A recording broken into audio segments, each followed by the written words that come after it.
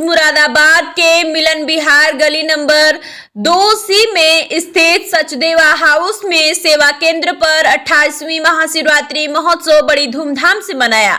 आज के ऐतिहासिक कार्यक्रम सुबह 6:30 पे प्रारंभ होकर 9:30 तक चला।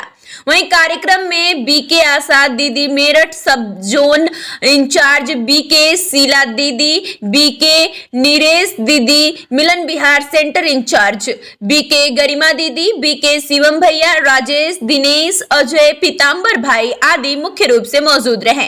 कार्यक्रम में कुल 140 भाई बहनों ने सहभागिता ली। अतिथि में डॉक्टर कनिष्क मिश्रा, के इंडस्ट्रीज के मालिक एवं श्रीमती गीता शर्मा वार्ड नंबर 3 की पार्षद मौजूद रही।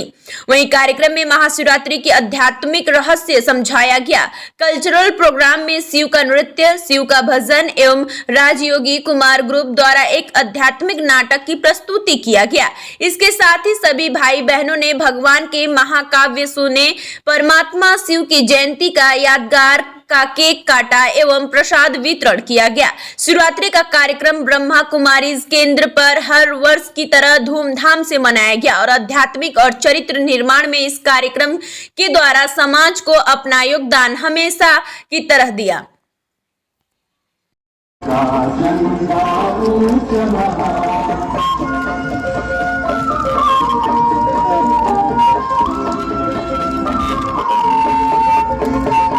ये मान्यता बना ली कि आत्मा सो परमात्मा, आत्मा ही परमात्मा है या परमात्मा ही आत्मा है। अब सोचने की बात है, कहाँ परम पवित्र परमात्मा, कहाँ इतनी दूषित आत्माएं एक कैसे हो जाएंगे।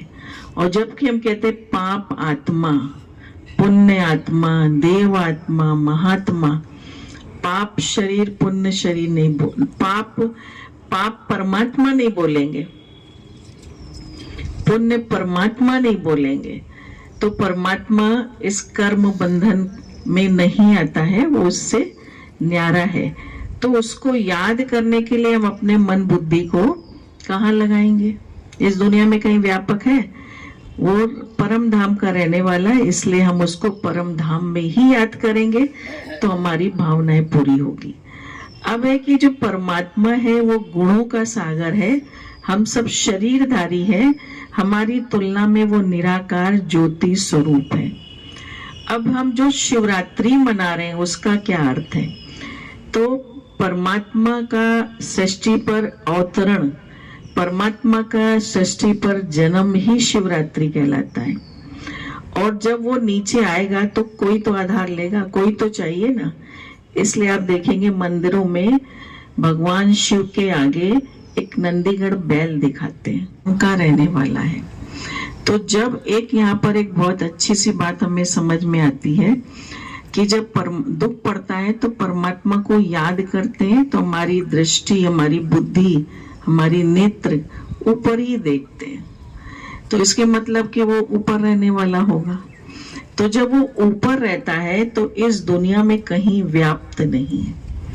अगर भगवान इस दुनिया में व्याप्त होता तो फिर दुख पड़ने पर हम ऊपर ना देखते। और बच्चा भी कहता है, छोटे बच्चे को भी कुछ होगा ना, कहेगा कोई घर में किसी की मृत्यु हो गई तो कहेंगे कहाँ गए तुम्हारे बाबा, कहाँ चले गए?